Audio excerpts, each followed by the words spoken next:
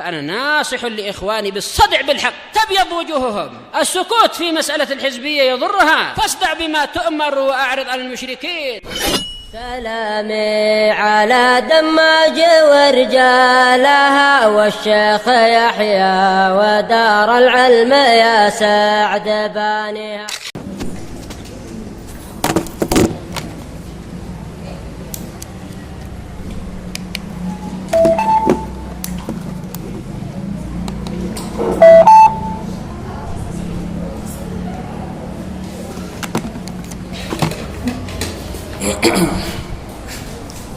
Bismillahirrahmanirrahim.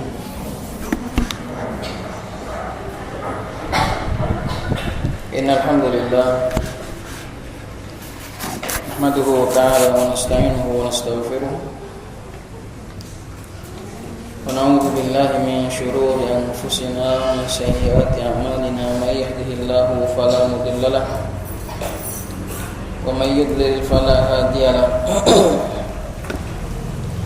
وأشهد أن لا إله إلا الله وحده لا شريك له وأشهد أن محمدا عبده ورسوله صلى الله عليه وعلى آله وسلم. أما بعد.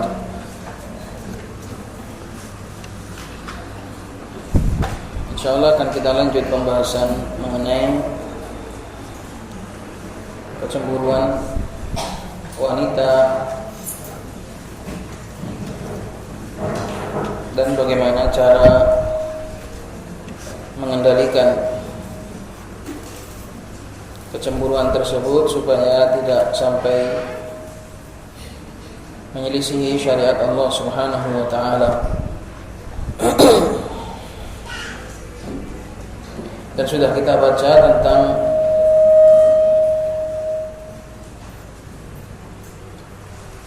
kisahnya Aisyah radhiyallahu taala anha ketika beliau merasa cemburu terhadap Khadijah radhiyallahu taala anhuma, karena Nabi sallallahu alaihi wasallam sering sekali menyebut dan mengingat-ingat Khadijah sehingga beliau pun seringkali menyembelih kambing kemudian dipotong-potong menjadi beberapa bagian lalu dikirim kepada kawan-kawannya Khadijah sebagai bentuk ihsan kepada Khadijah, sebagai bentuk wafa kesetiaan terhadap Khadijah. Sehingga Aisyah radhiyallahu taala anha merasa cemburu. Padahal Aisyah adalah wanita yang paling dicintai oleh Rasulullah alaihi salatu wassalam. Qala Syekh Abdullah wafaqahu taala wa qala Imam Bukhari rahimahullahu taala al-mujallad as-sabi' safhah 134 wa qala Ismail ibn Khalil akhbarana Ali ibn Mushir an Hisham an abihi an Aisyah radhiyallahu ta'ala anha annaha qalat ista'danat Halatu bintu Khuwailid ukhtu Khadijah ala Rasulillah sallallahu alaihi wasallam. Berkata Aisyah radhiyallahu ta'ala anha, Halah bintu Khuwailid pernah meminta izin untuk masuk kepada Rasulullah sallallahu alaihi wasallam. Halah adalah saudarinya Khadijah. Fa'arafa istidana Khadijah, maka Rasulullah sallallahu alaihi wasallam terngiang dan terkenang dan teringat istidzan meminta izinnya Khadijah karena suaranya mirip. Karena mereka berdua adalah sesama saudari sehingga suaranya mirip, maka Rasulullah SAW apabila mendengar istidzannya Halah, beliau terngiang istidzannya Khadijah. Farda'a lidzalika ay fafazi'a, sehingga Rasulullah pun kaget. Farda'a, beliau kaget dan berubah karena teringat istidzannya Khadijah. terbang untuk mengenang lagi seseorang yang telah tiada, yaitu Khadijah radhiyallahu taala anha. Faqala Allahumma halah, oh ya Allah, ternyata halah. Halah di sini sebagai maf'ul bih dari fi'il mahdhuf, takdirnya ij'alha, Allahumma ij'alha halah. Ya Allah, semoga tidak Khadijah, semoga halah. Nabi SAW terngiang Khadijah. Akhirnya beliau pun kaget dan beliau teringat, oh ya Allah, ternyata halah, bukan Khadijah.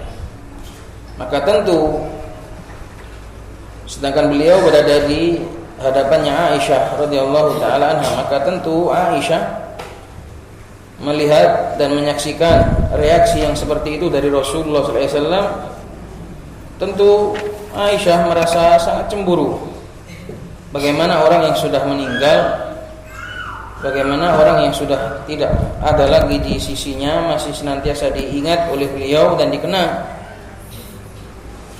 Maka Aisyah mengatakan, qalat faghirtu, maka aku pun bereaksi dengan kecemburuanku. Faqultu ma tadhkuru min ajuzin min ajaizi Quraisy hamra isyitqain qad abdalakallahu khairan minha.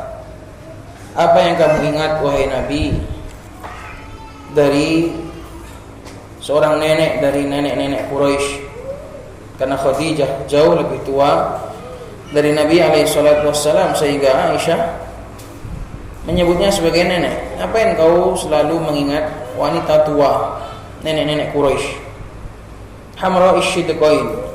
Syidqun adalah bagian pipi yang agak ke bawah, itu namanya syidqain. Sisi kanan, sisi pipi kanan dan pipi kiri itu memerah. Maksudnya adalah sudah jatuh semua gigi-giginya, sudah ompong, sudah gak punya gigi. Apa yang kau ingat-ingat lagi nenek ompong dari Quraisy? Qad abdalakallahu khairan minha, yang sudah Allah Subhanahu wa taala gantikan kamu dengan wanita yang lebih baik. Apa yang ingat yang tua? Ini loh, depanmu ada yang muda, ada yang masih cantik. Apain masih saja ingat-ingat nenek tua itu? Dan reaksi seperti ini adalah spontan dari seorang wanita karena sifat kecemburuannya. Maka reaksi seperti ini tidaklah diambil oleh Allah Subhanahu wa taala. Kenapa? Karena ini hanya reaksi spontan. Tidak ada kebencian dari Aisyah radhiyallahu taala anha kepada Khadijah, enggak ada. Ini hanya reaksi spontan, ini hanya reaksi sesaat. Sehingga seperti ini ma'fu, sehingga seperti ini dimaafkan oleh Allah Subhanahu wa taala. Tapi kalau sampai memusuhi, saling mendolimi, saling mencelakai, maka ini enggak boleh. Kecemburuan kalau hanya sebatas sesaat dan secara spontan seperti ini enggak apa-apa. Tapi kalau kecemburuan itu sampai membawa kepada para wanita untuk saling memusuhi, saling menjatuhkan, saling merugikan, ini tidak layak. Maka reaksi seperti ini diampuni oleh Allah Subhanahu wa taala karena ini hanyalah reaksi secara spontan. Seperti kemarin Aisyah radhiyallahu taala anha yang menjatuhkan piring milik istri Nabi yang lain, itu adalah reaksi yang secara spontan. Tidak ada dendam yang terpendam di dalamnya, enggak ada. Demikian juga Aisyah sangat menghormati Khadijah dan juga sangat mencintai Khadijah. Namun ini hanyalah reaksi manusiawi sebagai seorang istri yang merasa cemburu ketika suaminya mengingat wanita lain. Qalat wa ma'na hamra isyidqain huwa kinayatun an sukuti asnaniha. Dan makna dari kedua pipinya sudah memerah ini adalah sindiran atau kinayah, sebutan terhadap gugurnya atau jatuhnya gigi-giginya, sudah berjatuhan, sudah ompong, sudah tanggalnya gigi-gigi. Qala al-Hafidz, dikatakan al-Hafidz Ibnu Hajar. Wa qala bihadza jazaman Nawawi wa ghairuhu. Dengan makna inilah Nawawi memastikan dan juga selain Nawawi memastikan bahwasannya makna hamra isyidqain adalah tanggalnya gigi-gigi sudah ompong. Bukan memerahnya pipi yang bermakna pujian, tapi bermakna celaan, yaitu sudah ompong. Dan di dalam hadis ini terdapat beberapa pelajaran bahwasanya Nabi SAW segitu dalamnya mengingat Khadijah itu bukan tanpa alasan. Khadijah adalah wanita yang memiliki jasa yang sangat besar. Di saat wanita lain, di saat orang-orang yang lain mendustakan Nabi SAW, Khadijah adalah orang yang pertama kali masuk Islam dari kalangan wanita. Sebagaimana Abu Bakar adalah laki-laki atau orang pertama kali yang masuk Islam dari kalangan laki-laki. Maka ini adalah sebuah manqabah, sebuah kedudukan yang sangat besar. Tidak banyak wanita yang seperti ini, memiliki kekuatan agama dan juga kekuatan akal. Di saat orang lain mendustakan Nabi SAW, Khadijah dengan sepenuh hati, dengan penuh keyakinan, beriman dengan syariat yang dibawa oleh Rasulullah SAW. Oleh karena itu, wanita tidaklah menjadi dikenang dengan kecantikannya, dengan usianya yang masih muda, bukan. Lihat bagaimana kisah ini memberi pelajaran kepada kita bahwasanya wanita itu, seseorang itu akan menjadi berharga, seseorang itu akan menjadi dikenang, seseorang itu akan menjadi dihargai bukan dengan fisiknya, bukan dengan penampilannya, akan tetapi dengan pengorbanannya. Bagaimana Nabi SAW mengingat Khadijah, padahal Khadijah jauh lebih tua daripada Aisyah, tapi segitu dalamnya Nabi mencintai Khadijah. Maka seseorang itu, wanita itu dicintai oleh suaminya bukan semata-mata karena fisik, apalagi suami yang baik. Suami yang baik lebih akan terkesan kepada wanita terkait dengan perangainya. Jadi laki-laki itu akan sangat mengingat wanita itu karena perangainya. Maka kalau kamu ingin mengambil hati suamimu, berperangailah yang baik. Buatlah suamimu itu ridho. Buatlah suamimu itu mencintaimu dengan sangat. Jangankan kamu ada, ketika kamu gak ada saja ia akan tetap mencintaimu. Apalagi ketika kamu masih ada. Maka wanita itu salah, ingin dicintai suaminya, ingin mengambil hati suaminya, tapi semasa hidup berdua gak pernah taat, gak pernah berusaha menjadi wanita yang nurut, gak pernah menjadi wanita yang berkesan di dalam hati sang suami. Begitu bagaimana suami merasa cukup dan mencintainya, sementara perangainya tidak pernah membuat suami ridho, tidak pernah membuat suami itu takjub, tidak pernah membuat suami itu terkesan dengan perangai dan tingkah lakunya. Maka kalau ingin mengambil hati suami, ambillah dengan cara perangai yang baik. Rasulullah SAW semasa Khadijah hidup, beliau gak pernah menikah dengan wanita yang lain. Kenapa? Karena beliau sangat mencintai Khadijah. Beliau seakan-akan merasa puas dengan Khadijah, dengan perangainya, dengan jasa-jasanya, dengan perbuatan-perbuatan Khadijah yang sudah memenuhi ruang hati Nabi SAW. Demikian juga dengan wanita zaman sekarang. Kalau kamu dengan perangaimu telah membuat suamimu cukup, telah membuat dia ridho, telah membuat dia rela, dipastikan dia tidak akan pernah jelalatan kepada wanita yang lain. Dia akan merasa cukup dengan dirimu, bahkan dia akan merasa sangat bersyukur dengan kehadiranmu, dan dia tidak akan pernah memandang wanita yang lain. Ini pelajaran dari hadis ini. Selain dari pelajaran tentang kecemburuan, jadi pelajaran yang pertama dalam hadis ini adalah tentang kecemburuan, bahwasanya cemburu itu tidak akan bisa hilang dan tidak akan bisa ditiadakan dari diri seorang wanita. Namun cemburu itu bisa dikendalikan. Kalau cemburu itu hanya sekedar spontanitas, secara spontan begitu saja, maka ma'fu, dimaafkan. Maka bagi wanita yang berdalil Aisyah saja masih cemburu, istri Nabi saja masih cemburu, maka kamu jangan lupa, kalau mau cemburu hendaknya juga cemburunya seperti cemburunya para istri Nabi SAW, yang itu hanya secara spontan dan tidak sampai membawa kepada permusuhan abadi, tidak sampai membawa kepada permusuhan yang mendalam. Dan pelajaran yang kedua tadi, wanita itu akan dicintai dan dikenang bukan karena fisiknya, melainkan karena jasa-jasanya. Tapi kalau sudah dari sisi fisik tidak berkesan, dari sisi perangai juga suami nggak terkesan, lalu bagaimana suami disuruh untuk mencintainya?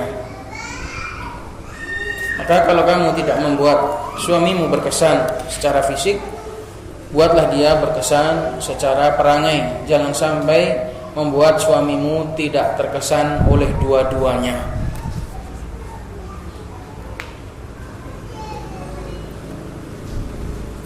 Qalat wa qawlu Aisyah fil hadits as-sabiqi, ucapannya Aisyah di dalam hadis yang terdahulu, ma ghirtu.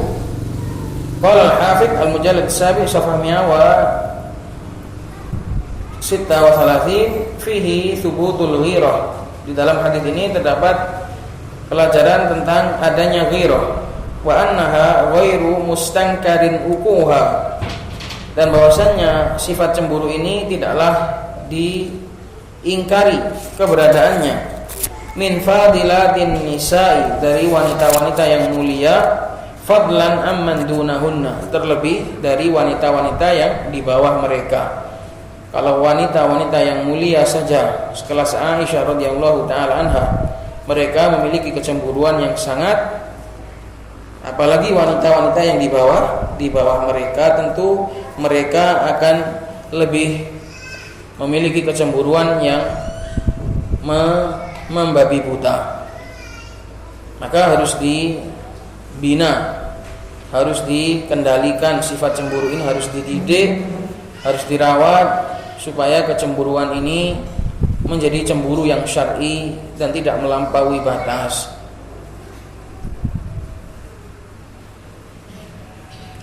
Jangan sampai orang-orang awam lebih terdidik daripada kita para thalabatul ilm. Kita ini walhamdulillah telah dimuliakan oleh Allah Subhanahu wa taala dengan thalabul ilm, dengan agama Islam, dengan nikmatul iman, dengan nikmatul sunnah, dengan nikmat thalabul ilmi. Jangan sampai orang-orang awam menjadi lebih terdidik, lebih berakhlak daripada kita para thalabatul ilm. Wa qala al-Imam al-Bukhari rahimahullahu taala al-Mujallad at-Tasi' safhah 310, haddatsana Abu Nu'aim qala haddatsana Abdul Wahid ibn Aiman qala haddatsani Ibnu Abi Mulaika anil Qasimi an Aisyah radhiyallahu taala anha, dari Aisyah radhiyallahu taala anha, anna Nabiy sallallahu alaihi wasallam, lihat bagaimana kisah rumah tangga Nabi sallallahu alaihi wasallam dalam bab cemburu ini. Ini ada kisah yang lain. Anna Nabiy sallallahu alaihi wasallam kana idza arada, kurang alif di situ. Kana idza arada, kurang alif. Kana idza arada safaran aqra'a baina nisa'ihi. Dahulu Nabi sallallahu alaihi wasallam apabila ingin bepergian untuk perang atau haji dan yang semisalnya, aqra'a baina nisa'ihi, beliau mengundi di antara para istri-istri beliau. Ini sebagai bentuk adilnya Nabi Shallallahu Alaihi Wasallam, tidak pilih kasih, tidak dolim terhadap istri sebagian istri, namun beliau karena tidak mungkin mengajak semuanya, beliau hanya mengajak sebagian sebagai peneman dan pendamping di jalan. Maka beliau yaitu diundi nama-nama istrinya. Mana saja yang muncul beliau nggak pilih kasih, yaitu yang diajak, dan yang nggak muncul ya harus ridho, harus rela. Ini juga menunjukkan betapa nurutnya istri-istri Nabi Shallallahu Alaihi Wasallam. Mereka pasrah dengan pembagian suaminya. Rumah tangga kalau seperti ini kan enak. Rumah tangga yang sehat, rumah tangga yang baik. Wanita itu nurut pada suaminya baik, suaminya soleh, imam yang adil, kemudian rakyat-rakyatnya nurut-nurut. Kowe naik pon. Negara yang adem ayem gemah ripaloh jinawi. Rumah tangga juga seperti itu. Kalau seorang suami itu soleh, adil, kemudian punya banyak istri, kemudian para istrinya nurut, diimami dan dibimbing, dididik oleh laki-laki yang soleh tadi, itu adalah rumah tangga yang adem ayem gemah ripah. Masa nggak punya cita-cita seperti itu? Dipimpin oleh laki-laki yang baik, diatur dan nurut. Walaupun cuma satu istri, sampean kalau nurut kepada suaminya, apalagi punya suami yang baik, kemudian nurut apa kata suaminya, diarahkan kemana, itu adalah potret rumah tangga yang sangat bahagia. Sebagaimana rumah tangganya Rasulullah SAW, beliau mengundi para wanita, para istri beliau, dan mereka semuanya nurut, ridho dan pasrah, hasil dari Qur'ah tadi. Fataratil Qur'atu li Aisyata wa Hafsah. Maka akhirnya undian itu jatuh, tarat terbang, artinya jatuh, undian itu milik pada Aisyah dan Hafsah. Akhirnya mereka berdua diajak oleh Nabi Shallallahu Alaihi Wasallam. Wa kana Nabi Shallallahu Alaihi Wasallam idza kana bil laili sara ma'a Aisyah. Dan Nabi Shallallahu Alaihi Wasallam kebiasaan beliau kalau berjalan di malam hari, karena perjalanan zaman dahulu memakan waktu yang berhari-hari bahkan berbulan-bulan. Nah, kebiasaan Nabi itu kalau malam itu sama Aisyah. Lah apa ini enggak bentuk ketidakadilan? Mungkin Nabi sallallahu alaihi wasallam sudah bersifat adil, kalau malam diberikan kepada Aisyah, kalau siang diberikan kepada istri yang lain. Pokoknya kebiasaannya seringnya kalau malam Nabi sallallahu alaihi wasallam memilih untuk bersama dengan Aisyah di dalam kendaraannya Aisyah, karena zaman dahulu kendaraan itu berupa unta, kemudian ada kamarnya. Karena idza kana billaili sara ma Aisyah yatahaddats, beliau berbincang-bincang. Karena juga mengingat Aisyah ini masih kecil, masih sangat muda. Jadi mungkin beliau memilih untuk lebih mengurusi yang muda. Bukan karena pilih kasih, bukan, tapi kan karena anak kecil ini masih butuh, di dalam perjalanan masih butuh banyak ditemani. Faqalat Hafsatu, maka Hafsah pun iri, Hafsah pun cemburu. Wah, Aisyah terus yang malam-malam didatangi. Akhirnya Hafsah punya rencana gimana caranya Nabi itu bisa bermalam dengan dia di dalam safar. Akhirnya gimana idenya? Idenya Aisyah dikerjain. Aisyah dikerjain. Dibuatkan makar kecil-kecilan.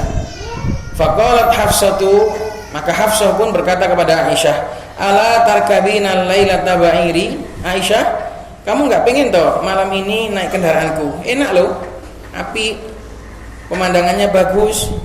Numpak ontaku saja ya kamu ya. Jadi ya subhanallah dikerjain. Dan Aisyah karena masih kecil nurut wae, gelem wae. Aisyah, kamu enggak naik kendaraanku toh? Wa arkabu ba'iraki, dan saya naik kendaraanmu. Tandurina wa andur, coba kita lihat kesan yang berbeda. Kamu rasakan kendaraanku enak, toh jajalan gak percaya. Oke? Aku juga mau coba kendaraanmu. Kamu bisa melihat, kamu bisa merasakan, aku juga bisa merasakan kendaraanmu. Faqalat, maka Aisyah pun langsung jawab, bala, oh tentu. Kenapa tidak?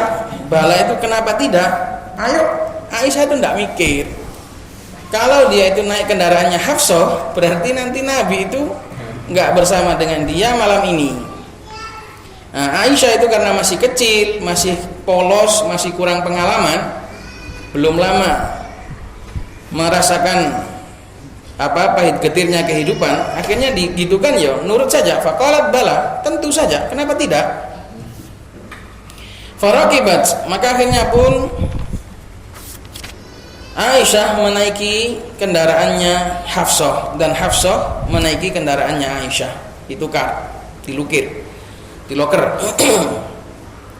Faja'an Nabi sallallahu alaihi wasallam ila jamali Aisyah, maka Nabi pun sebagaimana biasa datang ke kendaraannya Aisyah, karena nggak tahu kalau ada jadwal seperti itu.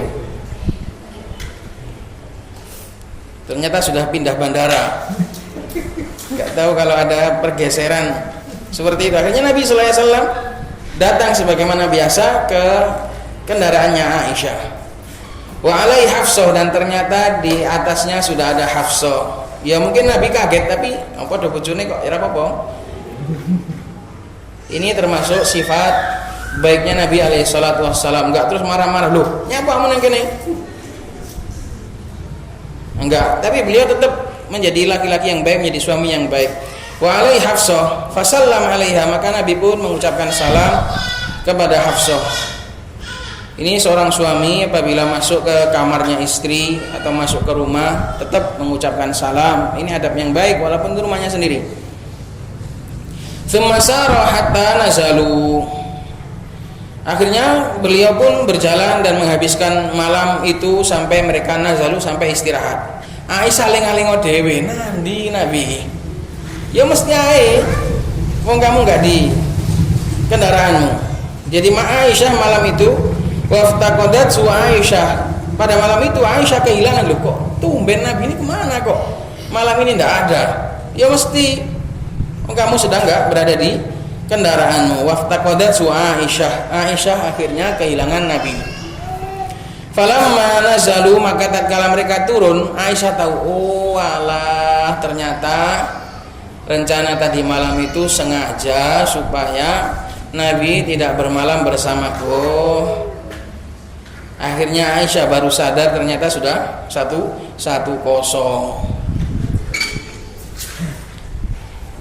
Nah, akhirnya Aisyah sangat menyesal, sangat menyesal. Falamma nazalu, tatkala mereka turun istirahat, singgah di suatu tempat, ja'alat rijlaiha bainal idkhir. Akhirnya karena Aisyah itu marah sambil kesal karena sudah kecolongan 1-0, terus gak bisa apa-apa, gak bisa marah juga ke Hafsah, gak bisa marah loh, orang tadi sudah sepakat, mau marah gimana? Hafsah kamu lo gini-gini loh, tadi katanya iya.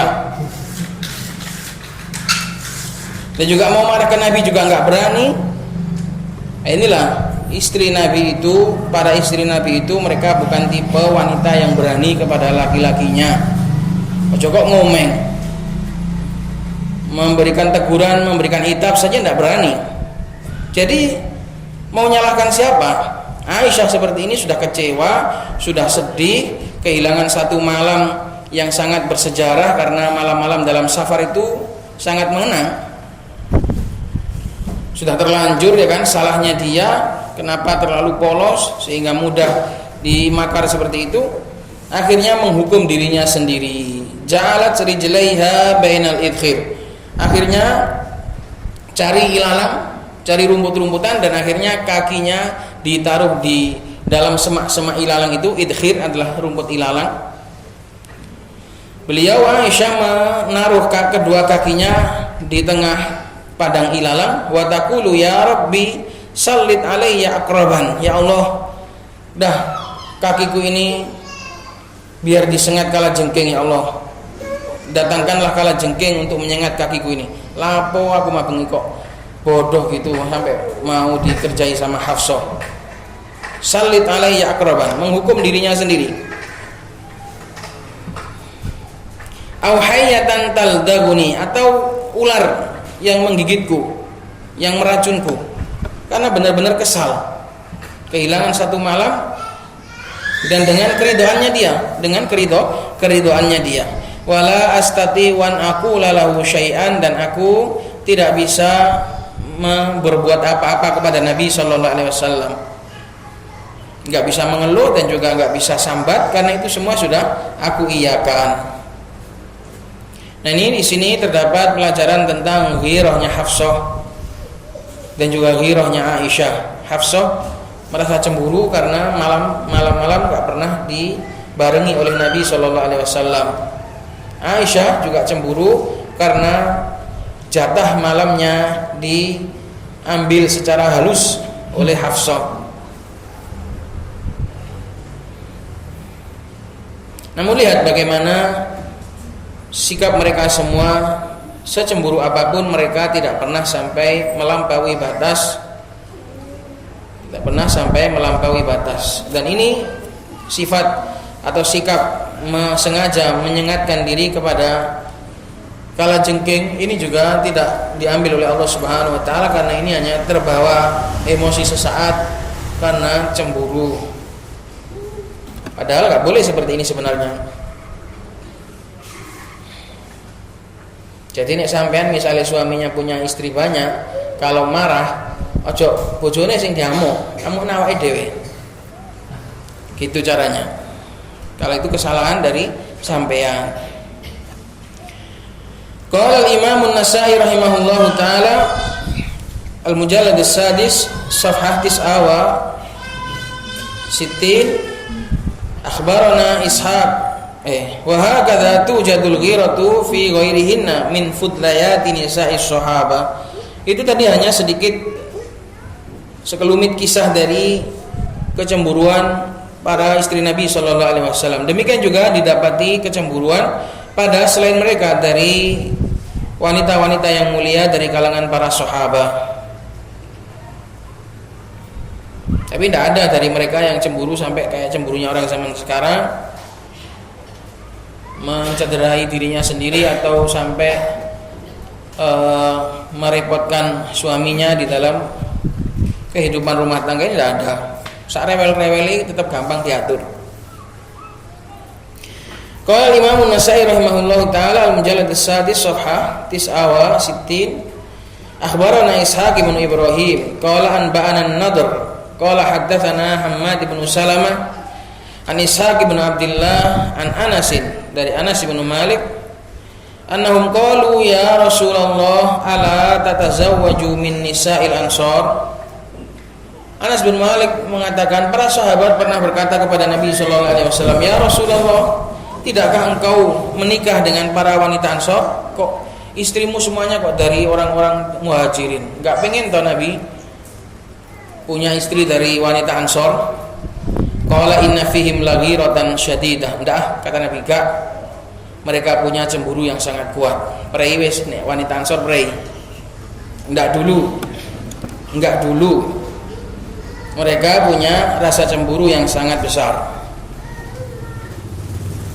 Nah, ini sebagai dalil bahwasanya wanita itu kalau kecemburuannya itu melampaui batas, wong lanang iku pegel, wong lanang iku mundur, tidak mau.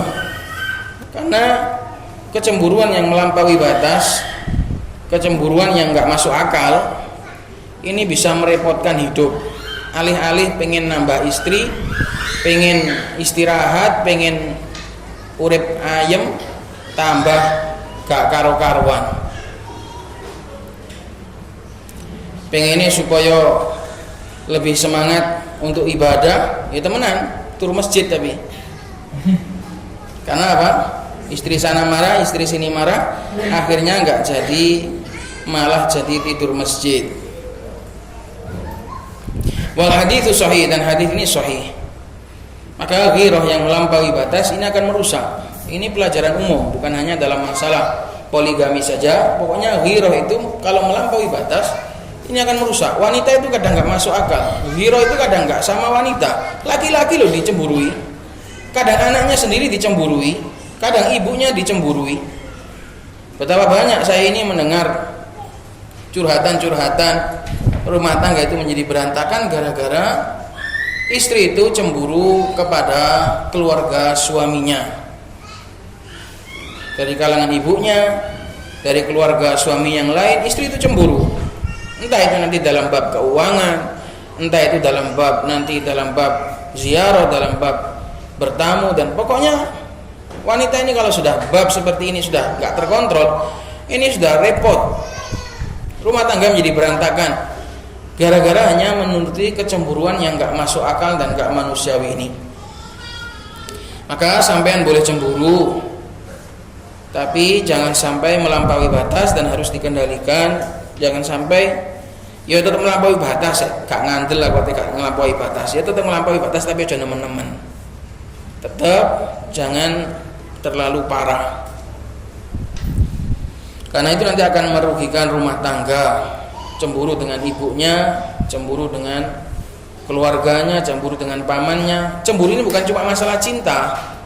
Jadi jangan sempit dalam memahami cemburu. Cemburu ini bukan hanya masalah cinta. Cemburu itu kadang gitu, lihat suaminya banyak waktu dengan keluarganya, kemudian dia merasa cemburu sehingga bersikap dengan sikap yang tidak baik. Maka masalah kecemburuan ini harus disesuaikan, harus dikendalikan. Qalat wa wujudul ghirati fina ma'syaran nisa'i min babin aula, dan adanya kecemburuan pada kita sebagai wanita ini tentu lebih min babin aula, tentu lebih lagi apabila para sahabat, wanita-wanita Ansor dikatakan memiliki kecemburuan yang sangat, maka kita dalam diri kita tentu akan lebih besar. Tapi ingat, kita sudah belajar, kita adalah talabatul ilm. Apa gunanya belajar puluhan tahun? Apa gunanya belajar bertahun-tahun kalau itu ternyata masih tidak bisa menghilangkan sifat bawaan kita? Kita semua punya sifat jelek.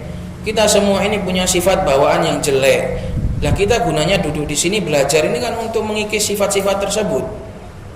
Aku sampean podo kabeh, semua diciptakan dengan sifat dolum, sifat jahul. Itu sudah sifat tabiatnya manusia, banyak bodoh dan banyak kedolimannya. Tapi apa gunanya kita duduk tiap hari di majelis taklim? Gunanya adalah untuk mengikis sifat-sifat jelek tadi, untuk mengobati sifat-sifat jelek tadi, untuk mencari penawar dari sifat-sifat jelek tadi. Maka di sini dikatakan wa wujudul ghirah fi nama syaran nisa min babin aula, ini adalah sifat bawaan. Tentu kalau orang-orang wanita Ansor, wanita-wanita yang mulia saja mereka ternyata masih punya sifat tersebut, tentu kita tabiat kita juga sama, bahkan mungkin lebih tinggi. Tapi disitulah gunanya ilmu, dan disitulah nanti nampak wanita itu yang berhasil terdidik atau tidak terdidik. Fal wajibu alaina huwas sabr, maka yang wajib bagi kita adalah bersabar. Itulah fungsi dari ilmu. Ilmu itu membuat seseorang itu bersabar. Wa min thamaratil imani bil qadar, dan diantara buah-buah atau hasil dari keimanan terhadap takdir as-sabru, kama dzakara hadza walidi wa syaikhi fi kitabih al-jami' as-sahih fil qadar. Dan diantara hasil dari beriman dengan takdir adalah bersabar. Semakin seorang itu beriman dengan takdir, semakin kuat imannya dengan takdir, maka dia akan semakin menjadi wanita yang penyabar. Karena segala sesuatu sudah dilalui dengan takdir Allah Subhanahu wa taala. Segala sesuatu berjalan sesuai dengan takdir Allah Subhanahu wa taala. Dan dunia ini memang ladang untuk bersabar. Sama nek kurang bahan untuk bersabar, tak kei.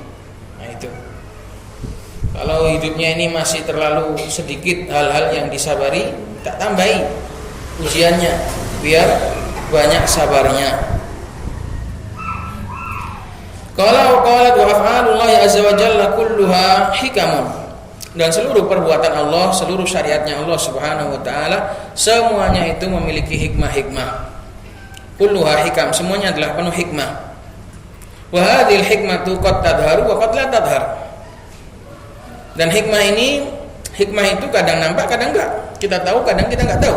Banyak yang enggak kita tahu dari hikmah-hikmah syariatnya Allah Subhanahu wa taala. Dan di sini nanti akan disebutkan hikmah-hikmah dari adanya ta'adduduz zaujat, poligami. Dibaca atau enggak? Qalat min hikami ta'addudiz zaujat, dan di antara hikmah banyaknya para istri, al-awwal anna bi ta'addudiz zaujati yakthurun naslu. Susunan seperti ini kurang tepat karena di sini anna belum punya isim. Anna bi ta'addudiz zaujat. Seharusnya pakai dhamir sya'an, annahu bi ta'addudiz zaujat yakthurun naslu. Dengan adanya banyak istri, dengan adanya poligami, ini akan memperbanyak keturunan. Tapi ingat, banyak keturunan ini dididik. Jangan cuma banyak keturunan tok, banyak anak tok enggak dididik. Nih banyak anak tok enggak dididik, waduh bahaya. Jadi banyak yang salah persepsi. Keutamaan untuk banyak keturunan ini dididik, dirawat, diajari. Jangan cuma banyak anak tapi sedikit pengajaran. Ya repot rek. Wakil anak itu gak diajari, gak diurusi. Gimana? Jangan seperti itu ya kawan.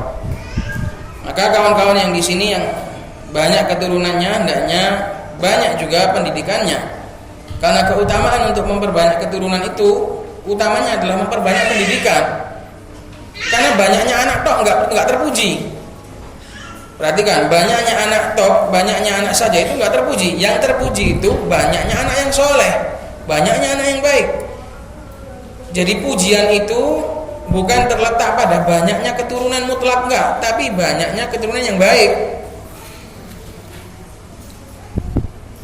Itu. Jadi letak pujian dari banyaknya keturunan adalah banyaknya banyaknya umat yang baik. Kalau cuma banyaknya anak tok tapi kafir semua, waliyadzubillah, atau fasik semua, yang tidak ada kebaikan di situ. Jadi letak pujian dari banyaknya keturunan itu adalah pada banyaknya pendidikan. Maka dengan banyaknya istri akan memperbanyak keturunan, banyak pabrik. Apa akeh pabrik akeh produksi ini, tapi pabrik yang bisa merawat. Waqad qala Nabi sallallahu alaihi wasallam, tanakahu tanasalu fa inni mubahin bikumul umam. Menikah, banyaklah menikah kalian dan banyaklah berketurunan kalian. Fa inni, karena sesungguhnya saya mubahin akan memamerkan nanti pada hari kiamat dengan kalian kepada para umat-umat. Nah, kalau anaknya itu enggak menjadi umat yang baik, tidak menjadi keturunan yang baik, bahkan menjadi umat yang kafirah, maka ini waliyadzubillah, Nabi sallallahu alaihi wasallam tidak membanggakan mereka. Qalat atsaniyah, yang kedua dari manfaat atau hikmah poligami, al-mar'atu qad takunu aqiman la talidu. Seorang wanita itu kadang dia itu mandul, tidak bisa memiliki anak. Fa'inal afdalu, maka mana yang lebih utama, an yutalliqaha aw tabqa ma'ahu yatazawwaju 'alaiha. Apakah kalau wanita kondisinya enggak bisa beranak seperti ini, mana yang lebih baik pilihannya? Dicerai atau tetap dijadikan istri tapi nikah dengan yang lain untuk mencari anak? Milih mana? Milih cerai lah. Kalau wanita, milih cerai saja, daripada aku kau duakan, mending kau tinggalkan aku. Lebih baik aku sendiri merana dengan hidupku sendiri daripada aku harus menahan sakit hati kau duakan. Itulah wanita yang tidak belajar. Tapi kalau wanita yang belajar, tentu dia akan lebih ridho. Ya wis mas, aku nggak bisa memberimu anak, kamu butuh keturunan, kita juga butuh keturunan. Ya wis mas, sama nikah lagi enggak apa-apa. Semoga nanti anakmu itu menjadi anakku juga, menjadi anak yang baik. Nah gitu. Wa ainal afdal, mana yang lebih baik? An yabqa zauju biduni banin am yatazawwaju 'alaiha. Apakah seorang suami, seorang laki-laki itu hidup tanpa keturunan atau dia menikah lagi dan mencari keturunan?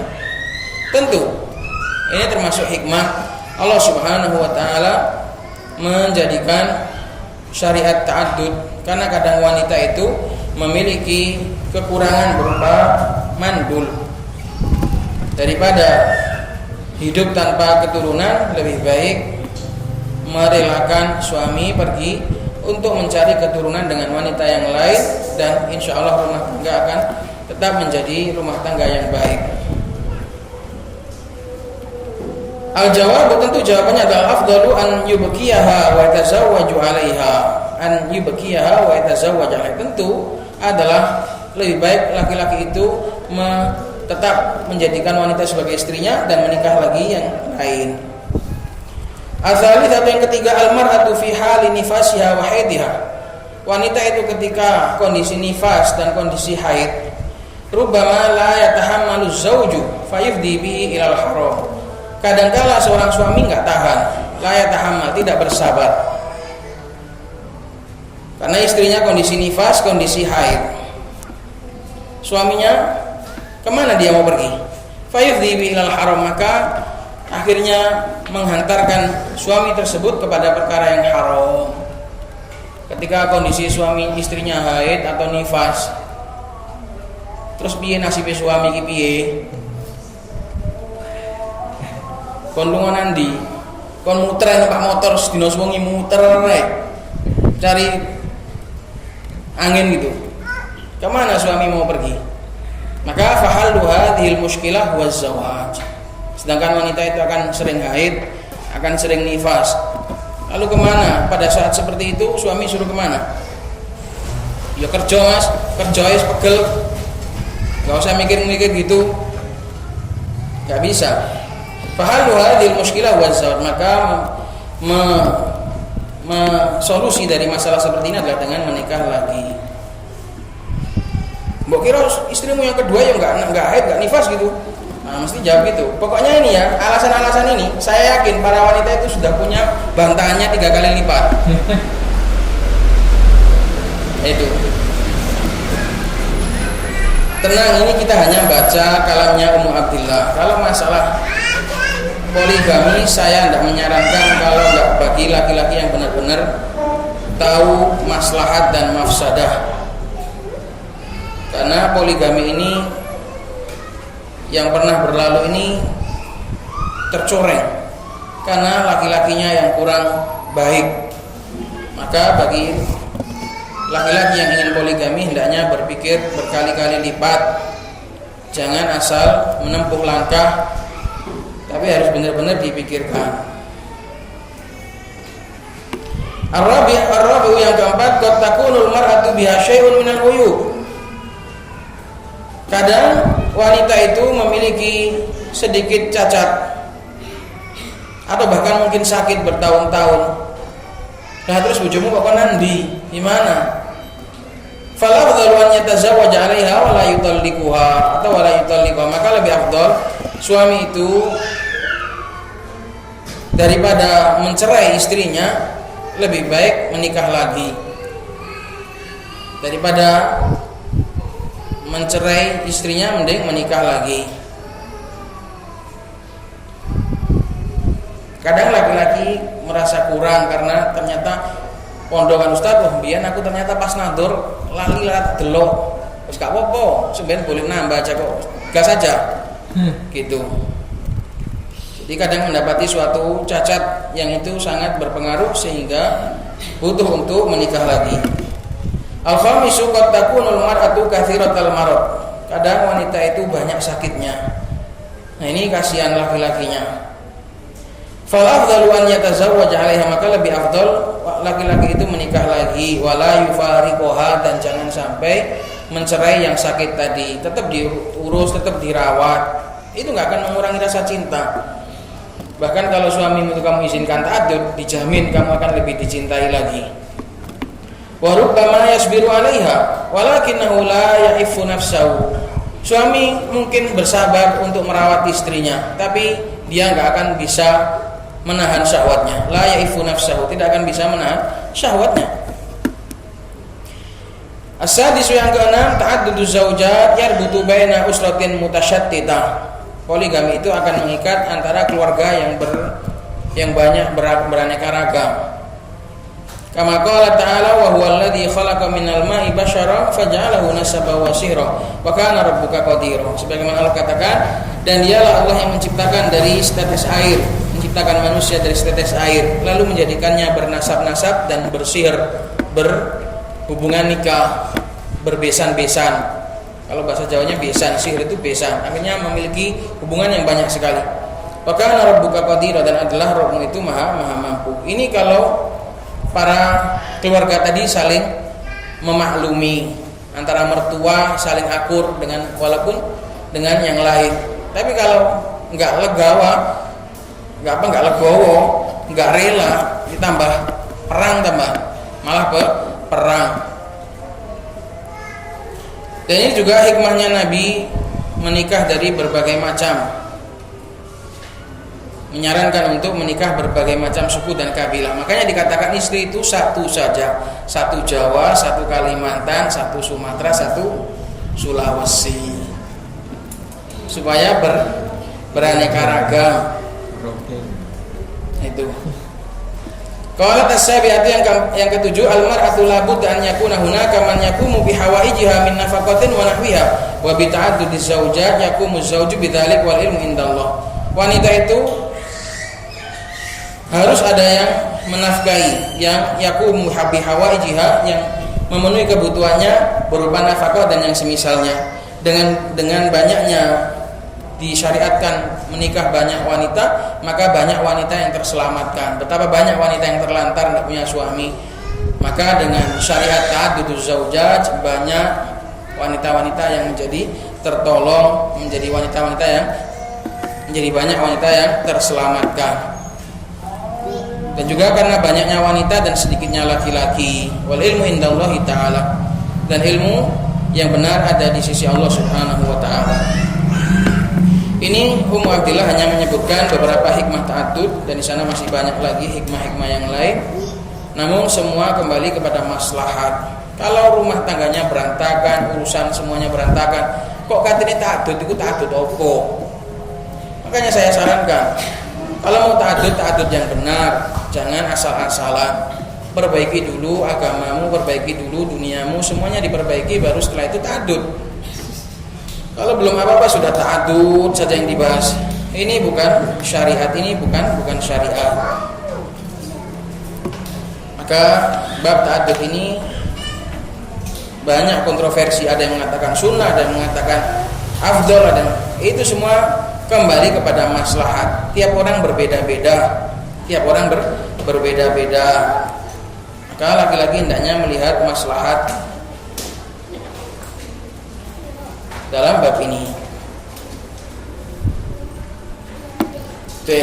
Ini selesai dari pembahasan masalah wirah. Intinya kecemburuan itu harus dikendalikan, jangan sampai terlalu melampaui batas, supaya kita menjadi wanita yang baik, wanita yang sesuai dengan syariat Allah Subhanahu wa ta'ala. Dan kita duduk jauh-jauh siang-siang panas-panas duduk kesini ini, ya semoga dengan tujuan untuk memperbaiki diri dan menghilangkan sifat-sifat buruk yang ada pada diri kita. Semoga bermanfaat. Subhanallahi wa bihamdihi, asyhadu an la ilaha illa anta, astaghfiruka wa atubu ilaik.